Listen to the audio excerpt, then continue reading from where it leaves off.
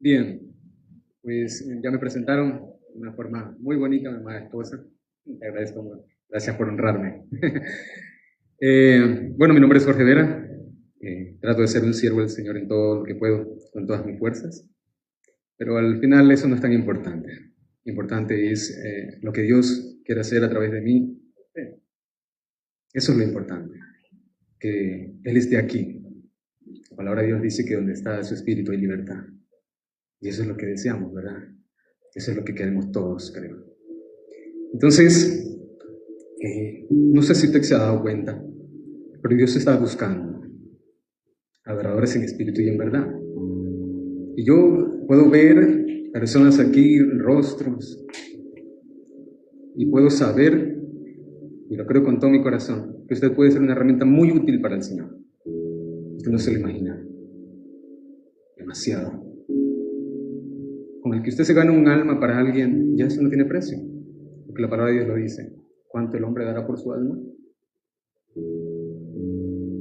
Entonces, hay mucho trabajo que hacer, como decía el siervo de Dios que hace mucho tiempo habló. Y entonces vamos a hacer un ejercicio. Gracias. Vamos a hacer un ejercicio. ¿Perdón? Ok, listo. Entonces, vamos a hacer un ejercicio. Amor, usted va a buscar una persona, van a hacer una pareja. Nadie se puede quedar solo. Se va a poner delante de esa persona. ¿Ok? Así como yo estoy con mi esposa ahora. Y en este momento Dios va a usar su vida para hacer algo maravilloso en favor de esa persona. Dios lo va a usar ahora mismo. Sí, pónganse de pie, por favor. No sentados, de pie.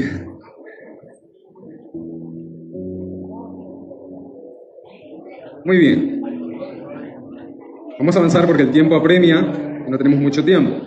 Así que van a hacer lo siguiente. Van a mirar a esa persona y le van a decir de esta manera: sabía que eres especial. De esta manera: sabía que eres especial. ¿Ok? Así vamos a empezar. Dios te va a usar. Vamos. Sin vergüenza. Sin vergüenza. No es que lo estoy diciendo. Realmente sí lo estoy diciendo. Sin vergüenza. Sean sinvergüenzas. Muy bien. Sabías que eres especial. Sabías que tienes un lugar allá en el cielo. Miren lo que le van a decir. No hay nadie como tú. Eso. Ahora lo siguiente. Tan especial. Ustedes. Ahora lo siguiente. Con tus defectos y cualidades. A ustedes. Finalizamos así. Como tú no hay. Pero yo vi a algunos que le dijeron al otro, con tus defectos y cualidades. No, así no, ¿oyeron? Muy bien, vamos a hacer entonces, ahora sí, todos juntos. A la cuenta de 3. 1, 2, 3. Sabía que eres especial. Sabías que tienes un lugar allá en el cielo. No hay nadie como tú. Sí, tan especial. Con tus defectos. Tus defectos y cualidades como tú no hay.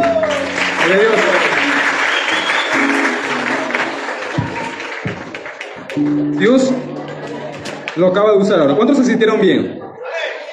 ¿Verdad? Creo que muchos de nosotros a veces nos hace falta unas palabras de cariño, de amor de otra persona. No solamente de Dios, porque sabemos que Dios está allí, ¿verdad? Pero siempre es importante que otra persona sea un instrumento de Dios para nuestras vidas. Hoy vamos a finalizar este tiempo, no más de media hora, por eso quiero su atención, porque vamos a estar mirando, analizando y escuchando un poco acerca de las tinieblas desde la perspectiva de las emociones. Cómo las emociones pueden ser un instrumento muy efectivo del enemigo en contra de nuestras vidas. Aunque las emociones en las manos de Dios también pueden ser una herramienta sobrenatural para nuestras vidas. Entonces necesitamos poner mucha atención a esto. En Cantares 2:15 dice de la siguiente manera. Escuchen. Cazadnos esos animales pequeños que parecen cachorros, perritos, y es que se escabullen dentro de los viñedos. ¿Qué son los viñedos? Pues ustedes deben saber de uva. cuando un viñedo es atacado, no es atacado o es atacado, y usted muchas veces puede ver ese viñedo, puede ver esa plantación y no darse cuenta que ese viñedo está siendo atacado. ¿Por qué?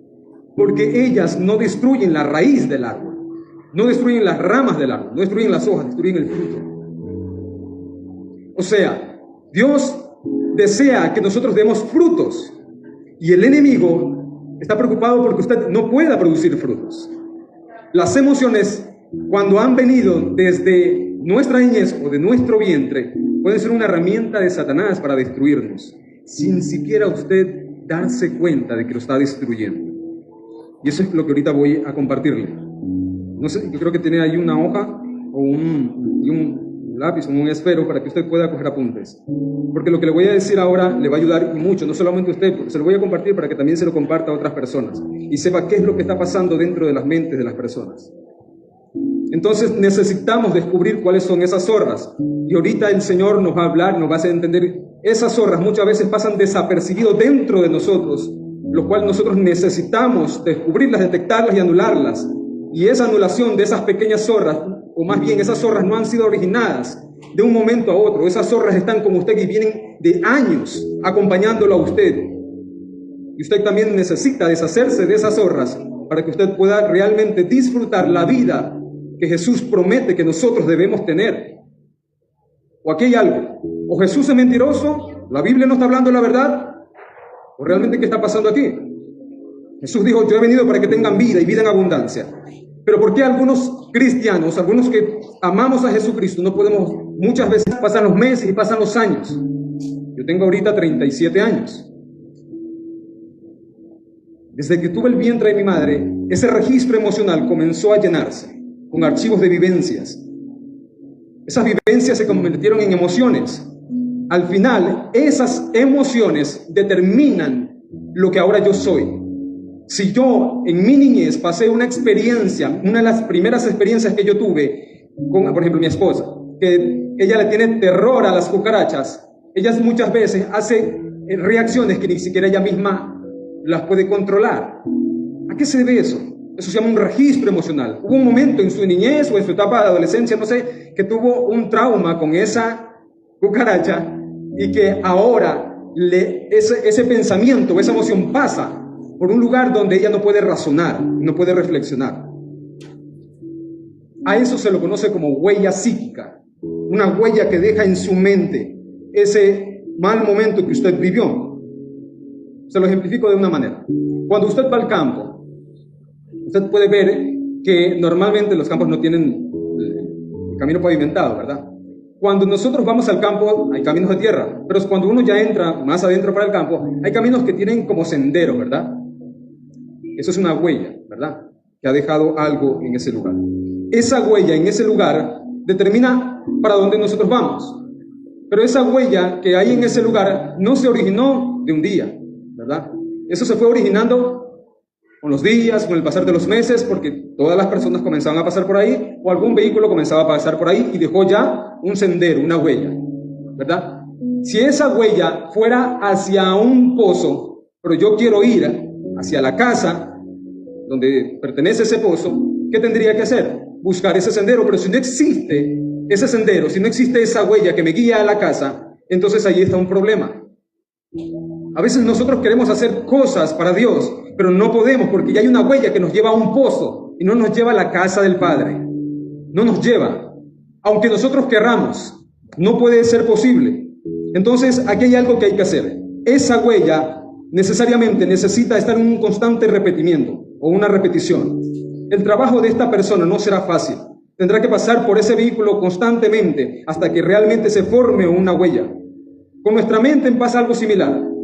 Como les dije, si usted tuvo un pensamiento, una vivencia traumática en un momento dado, eso se convierte en una tiniebla. ¿Y qué debemos hacer para esparcir esa tiniebla? Así como la huella se generó por días, meses, asimismo nosotros debemos recurrir a algo que nos pueda ayudar para salir de eso. Entonces existen personas que de algún motivo aprenden a vivir en un estado de alerta y eso normalmente se ve muchísimo. Hay mucha ansiedad en la sociedad, en las personas. Hay mucho temor, hay mucha depresión en las vidas. Nosotros necesitamos inmediatamente recurrir y saber y darnos cuenta por qué suceden estas cosas. Entonces, le cuento lo siguiente. Estas personas, que quizás sea su vida, está aprisionada por la ansiedad o por el estrés. Entonces, ¿cómo hacemos nosotros para llegar a la casa? ¿Cómo hacemos nosotros para realmente entender que Dios necesita hacer algo en mi vida y Dios quiere hacerlo, pero yo necesito realmente descubrir cuáles son esas zorras que me están desviando por un camino que el Señor me quiere llevar y que realmente yo no entiendo? Miren, la palabra de Dios en Efesios 4:23 dice de la siguiente manera: renovaos en el espíritu de vuestra mente. Renovaos. Eso quiere decir que antes de que yo llegara a Cristo, en mi mente ya había un patrón, ya había huellas. Muchos de nosotros pasamos por momentos difíciles, por momentos de escasez, por momentos de depresión, quizás porque nuestros padres refirieron algo de nosotros que quizás no era la realidad, pero en un momento de ira, en momentos de celos, no lo sé, pero dejaron huellas en su corazón, en su mente, que usted lo hace entender que usted no puede cambiar de esa manera de ser, y muchas veces usted lo reflexiona, pero yo sí puedo, pero hay algo en usted que le está diciendo no puedes, es porque hay una huella que lo está guiando al pozo, no lo está guiando a la casa, y usted necesita constantemente ir formando un sendero, una huella que lo guíe hasta la casa. Entonces, ¿cómo nosotros valoramos esto? ¿Cómo hacemos para solucionar este problema? No, por eso es que cuando una persona sufre de ansiedad, yo he tenido algunos casos, incluso aquí, y cuando usted ve a una persona que entra en un estado de ansiedad o de... ¿Cuál es la otra? No, la otra que es pánico, exacto. El pánico, usted ve a esa persona y usted le puede decir, tranquilízate, todo está bien, y esa persona usted no la escucha, e incluso la pone peor. ¿Por qué razón? Porque lo que esa persona está sintiendo en ese momento no está pasando por su mente racional, está surcando algo que se llama la huella psíquica, la cual esa huella psíquica no necesita pasar por el razonamiento, porque ya es un sendero que ha sido formado durante años. Ese sentimiento, por ejemplo, las personas que tienen estado de pánico comienzan a sentir que su corazón se acelera, que su respiración, y ellos no entienden, pero no hay nada a mi alrededor que me cause temor. ¿Por qué me estoy sintiendo de esa manera? Es porque hay una huella psíquica que durante años ha venido siendo formada. La palabra de Dios dice en Corintios que nuestra lucha no es contra carne y sangre, ¿verdad? La palabra de Dios dice que el enemigo ha colocado fortalezas, y nuestras batallas contra esas fortalezas no son, nuestras milicias no son carnales, sino poderosas en Dios para la destrucción de fortalezas, ¿verdad? Entonces, ¿cómo yo combato algo que es espiritual? Si esa persona está sintiendo algo que es espiritual, pero físicamente siente que está algo ahí atormentándola, como una persona que tiene ataque de pánico, ¿cómo se soluciona ese problema? ¿Cómo le ayudamos a esa persona? O si usted lo está pasando, lo llegue a pasar. Mire lo que le voy a decir ahora. Nosotros tenemos dos clases de circuitos en nuestra mente. Una es el mecanismo automático por donde nosotros pensamos y es por donde está la huella. El pensamiento o la emoción pasa por ahí sin pedir permiso y actúa en nuestro cuerpo. Pero está el otro, que también es el pensamiento consciente. Ese pensamiento automático simplemente hace lo que tiene que hacer. Pasa una situación, por ejemplo, alguien que ha estado enamorado y ha rompido su relación sabe que hay cosas que pasan en un futuro, en un momento dado, que lo deprimen. O escuchaste una canción que escuchabas con esa pareja, o de repente fuiste a un lugar donde ibas con esa pareja, y eso te causa tristeza. Si uno lo reflexiona en el momento, uno dice, pero después viene la reflexión, el pensamiento lógico, y uno dice, es por esto. Pero esa emoción que se estableció no necesita realmente pasar por un pensamiento consciente. Eso ya está allí determinado. Ahora, ¿qué es lo que nosotros debemos hacer? Todo lo que le estoy hablando ahorita es la introducción. Ya vamos a entrar a la palabra de Dios, para que usted tenga conocimiento. Nosotros debemos activar el sistema cognitivo de nosotros. ¿Cómo lo hacemos? Si hay en nosotros algo espiritual, porque todo lo que hemos vivido se almacena en nuestra mente y queda allí como algo espiritual, porque no es algo físico que usted pueda coger y lo pueda quitar, es algo espiritual. La palabra de Dios es la única que puede hacer algo en esa huella, o más bien, si esta huella de aquí me lleva hacia allá, me hace bajarle esa escalera y me hace salir por allá, y esta huella que está acá no está formada, entonces, si yo fuera, por ejemplo, una persona que no pudiera caminar, ¿cuál es el camino que a mí me conviene? Y por allá, ¿no? Si tengo mi silla de ruedas, me voy por allá. Por acá sería un peligro. Pero si yo no conozco este camino, entonces yo me voy a estar constantemente exponiendo a un peligro. Y es lo que Dios no quiere. Dios quiere que busquemos su palabra para ir creando huellas que realmente hagan que nuestras emociones sirvan en Él. Por eso la palabra de Dios dice que Él no nos ha dado espíritu para estar. No nos ha dado espíritu de temor. Para estar. El temor. Entonces, Dios desea formar en nosotros, creo que me alejamos mucho del micrófono. Dios desea formar en nosotros emociones que realmente sean luz en medio de las tinieblas, sean luces en medio de las tinieblas. Dios no necesita que nosotros estemos atormentados, no lo servimos así. Por eso necesitamos crear una huella. ¿Amén? Entonces, hay una historia, aquí es donde vamos a entrar a la parte bíblica. Quiero hablar de 3 historias rápidamente, porque el tiempo apremia, en 10 minutos. Hay una historia de un hombre, que la palabra de Dios lo menciona como el leproso. Este hombre, en cierto momento, lógicamente no nació de esa manera, pero este hombre a su debido momento vino una enfermedad y provocó en él la lepra. Cuando este hombre pasó por ese proceso, este hombre no se imaginó que lo que iba a vivir en un futuro lo iba a golpear tanto emocionalmente. Este hombre tuvo que ser alejado de la sociedad porque la religión o porque las leyes judaicas determinaban que una persona que sufría de lepra tenía que alejarse de ese lugar. Entonces, ¿cuál es una de las primeras cosas que este hombre leproso sufrió? Es el rechazo. Este hombre comenzó a ser rechazado. En segundo lugar, este hombre, aunque vivía en ese estado de rechazo, miren ustedes, este hombre tenía una huella ya formada, una huella psíquica de rechazo. ¿Y de cuántas cosas más no habrá vivido él allí, apartado de la sociedad? Una de las cosas más fuertes que puede atacar nuestras vidas es poder alejarnos de nuestra familia, no vivir constantemente con los que nosotros queremos. Este hombre pasó por ese momento, no podía estar cerca de su familia, no podía estar cerca de aquellas personas que él amaba. Pero miren, cuando nosotros pasamos por momentos difíciles, siempre hay momentos que Dios va a determinar que sean de esperanza para nuestras vidas. Y ese hombre estaba alejado de la sociedad, allí estaba él. Llegó un momento en dado en que escuchó que había un hombre que hacía milagros. Y ese hombre que hacía milagros andaba por las ciudades. Él no podía estar en las ciudades. Él solo podía esperarlo por los senderos, por los caminos. Pero en él nació una esperanza. Y esa esperanza es que si ese hombre me puede tocar a mí y dicen que hace milagros, entonces yo seré sano. Yo seré limpio. ¿Y qué hizo él? Esperar su momento. Ahí en ese sendero, en ese camino estuvo él. Y precisamente Jesús, el milagrero, pasó por ese lugar. Estando él y encontrándose con el Rey, encontrándose con Jesús, con el que hacía milagros, Jesús le hace una pregunta y le dice: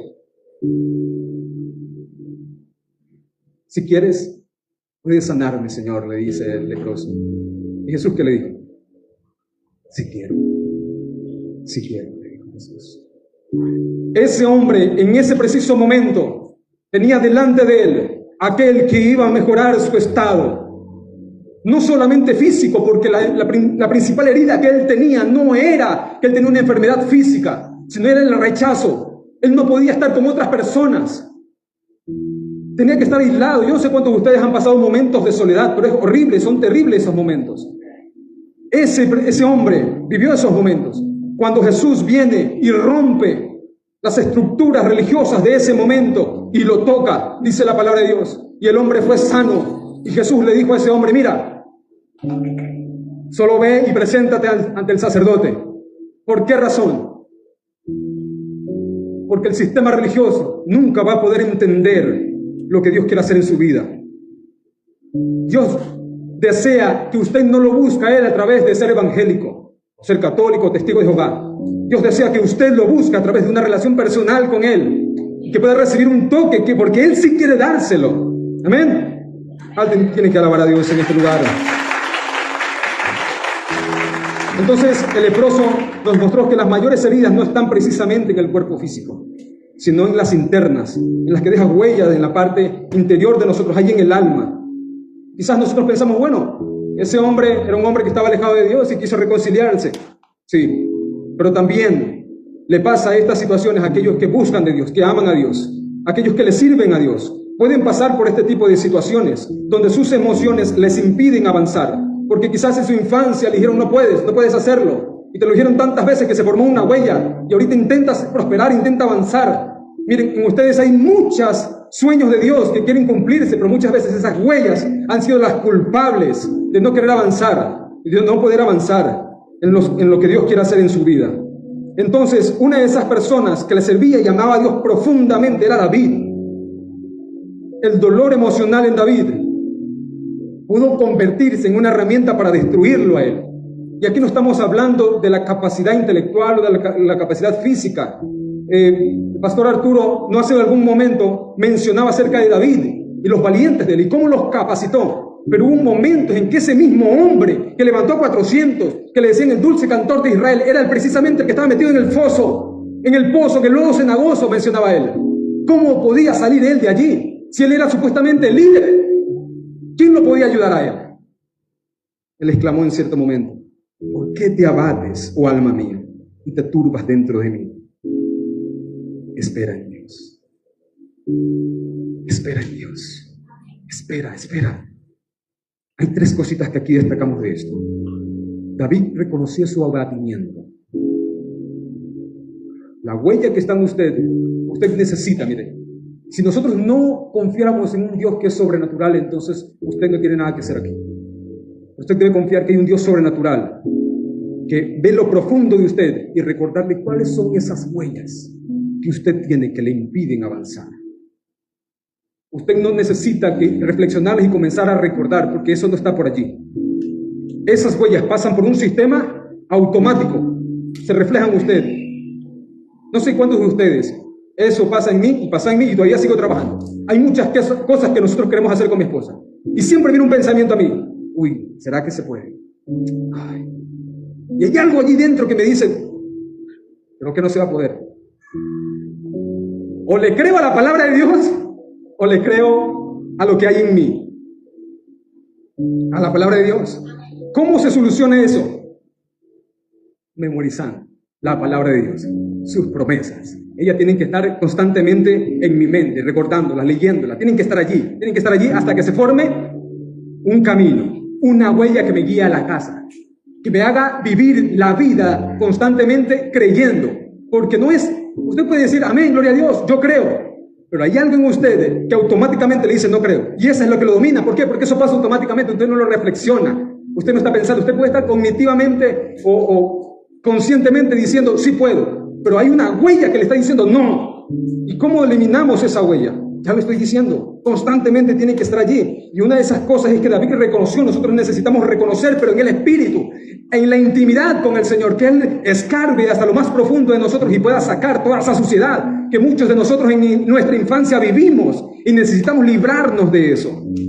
David habló con su alma en segundo lugar. Cuando David estaba delante de la presencia de Dios, no solamente se refería a Dios, es que le decía a su alma, espera en... ¿Qué dice la palabra? Oh alma mía, ¿te turbas dentro de mí? Espera en Dios. Le estaba hablando a él mismo, diciéndole, no te turbes, alma. Hay confianza en el Señor. El dolor va a cesar. En tercer lugar, David decidió esperar en Dios. Su emoción no tuvo la última palabra, porque la última palabra es la palabra de Dios. Amén. Entonces, ahora sí bien, David pasó por un momento de abatimiento y el leproso reconoció realmente que su dolor no estaba precisamente en sus heridas físicas, sino en las internas, y cuando Jesús pasó por ahí, lo sanó. Entonces, en este tercer punto quiero mencionarle algo. Nadie te va a poder entender más que aquel que sanó al leproso, que aquel que miró en David y lo pudo sacar de ese estado de depresión en el que estaba, si no es nuestro Señor Jesucristo. Nuestro Señor Jesucristo experimentó el problema emocional más inmenso que algún ser humano jamás ha podido experimentar. Nuestro Señor Jesucristo experimentó el problema más inmenso y el peso más grande que nadie va a poder experimentar. Y eso lo pasó momentos antes de entregar su vida por ti. cuando él estaba en Getsemaní, dice la palabra que él escribió, la palabra que escribió en este caso Marcos. Él menciona de la siguiente manera: vinieron pues a un lugar que se llama Getsemaní y dijo a sus discípulos: sentaos aquí, entre tanto que yo oro. Y tomó consigo a Pedro, a Jacobo y a Juan, y comenzó a entristecerse y a angustiarse, y les dijo: mi alma está muy triste hasta la muerte, quedaos aquí y velad. Jesús comenzó a experimentar un estado emocional tan fuerte, tan inmenso, que su vida misma estaba siendo comprimida. Ese peso emocional no era más y nada menos que tus propios pecados, tus propias emociones que él estaba viviendo en ese momento. Sobre él estaban siendo colocadas espiritualmente todas las cargas de cada una de las personas que la humanidad ha tenido y que va a tener. Porque no estamos hablando de unos cuantos, son cientos de... Actualmente, ¿cuántas personas hay en esta tierra? 7.000 millones, 8.000 ya casi, millones.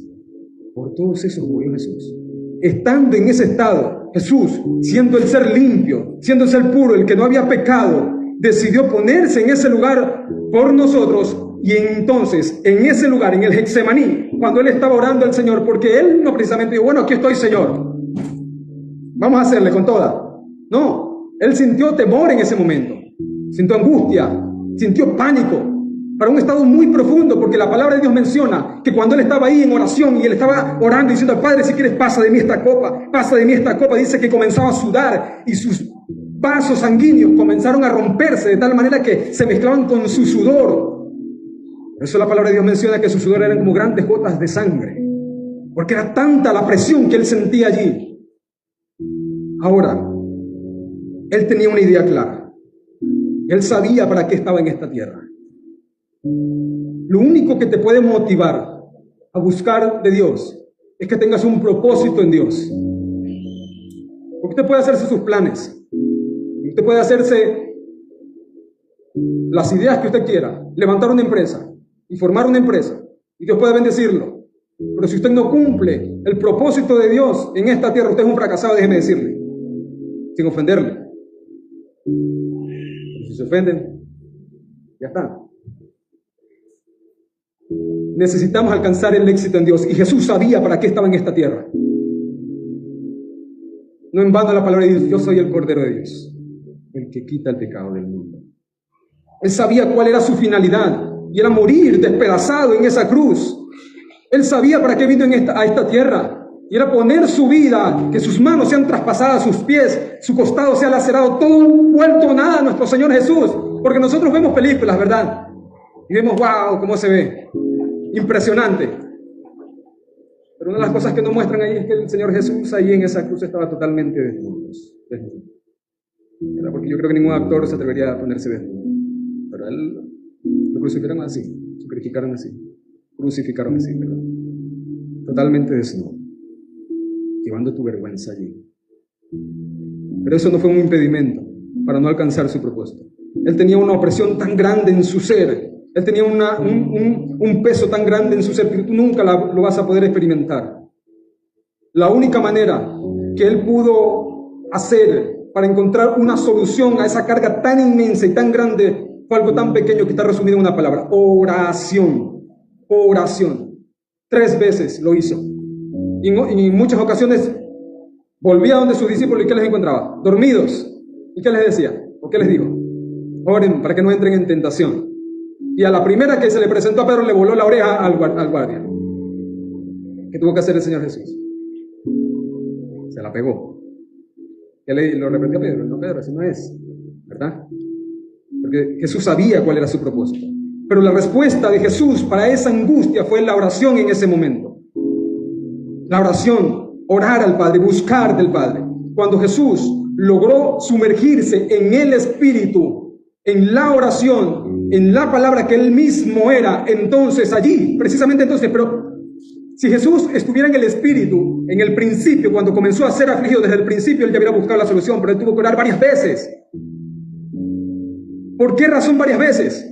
Porque Él seguramente ya venía siendo atemorizado, Él ya se visualizaba en esa cruz, Él ya sentía en carne propia lo que iba a pasar. ¿Y usted cree que Él no sentía angustia por mirarse a sí mismo en ese estado? Claro que sí. Y entonces cuando Él oraba, Él no podía entrar delante de la presencia en oración. Por eso la palabra de Dios dice que había silencio. Se iba otra vez donde los discípulos y oraba. Y había silencio. Cuando Jesús llega a un estado en que realmente puede conectarse con Dios, dice la palabra de Dios que vino un ángel y le fortaleció. Entonces sí, se fue donde los discípulos y le dijo, otra vez lo encontró durmiendo, y le dijo, no, ya está listo, ya estoy preparado. Y pudo afrontar su propósito. Ninguno de los que está aquí va a pasar ese mismo propósito que Jesús lo pasó en esa cruz, porque Él ya lo pagó y ahora lo que nos resta a nosotros es un camino de victoria. Y aunque nos vaya de mal en peor, siempre va a ser un camino que nos lleve a la victoria. ¿Sabe por qué razón? Porque su objetivo, y aquí con esto finalizo, su objetivo no es que usted pueda ser un hombre próspero en esta tierra, sino un hombre próspero allá. No se desenfoque, que sus emociones no sean una herramienta de Satanás, que esas zorras no sean una herramienta de Satanás para alcanzar el propósito. Así como el leproso, así como David, así como nuestro mismo Señor Jesucristo pasaron por estados emocionales, nosotros lo estamos pasando. Pero miren las soluciones, la oración, el leer la palabra de Dios constantemente. Ella se vuelve espíritu en nosotros y dice la palabra de Dios que ella es como espada que va rompiendo, llegando hasta lo profundo de nosotros y hasta los tuétanos. Y llega ahí, discierne ¿qué? Los pensamientos y las intenciones del corazón. Va separando, va quitando las huellas, esa suciedad que usted constantemente ha recolectado dentro de usted mismo y que no le impiden creer en la promesa del Señor para usted. Amén. Hay una historia de un hombre, se llama Benson Idahosa. Cuando este hombre se convirtió a Cristo, él tenía cerca de 17 años. Pasaron cerca de 3 meses y cuando ese hombre leyó en la palabra de un africano, él leyó en la palabra de Dios que decía que en su nombre levantaron muertos. El hombre lo primero que hizo fue buscar un muerto en la ciudad donde vivía, en Lagos, Nigeria, donde había un muerto. Porque si Dios dice que levantaremos muertos, entonces ¿por qué? Miren la fe de ese hombre. Y lo encontró un muchacho. Y fue, oró y se levantó el muchacho. Eso fue un escándalo en esa ciudad. ¿Cuál es el impedimento que nosotros tenemos en poder hacer lo que Dios quiere hacer con nosotros? Esas huellas emocionales que están en nosotros que nos dicen no puede. ¿Cómo va a ser posible? Si la palabra de Dios dice que para Dios no hay nada imposible, ¿por qué nosotros limitamos a Dios? ¿Verdad? Entonces necesitamos afirmarnos en el Señor. Necesitamos entregarles esas cargas emocionales que tenemos y que no se conviertan en una tiniebla en nosotros. Póngase de pie, por favor.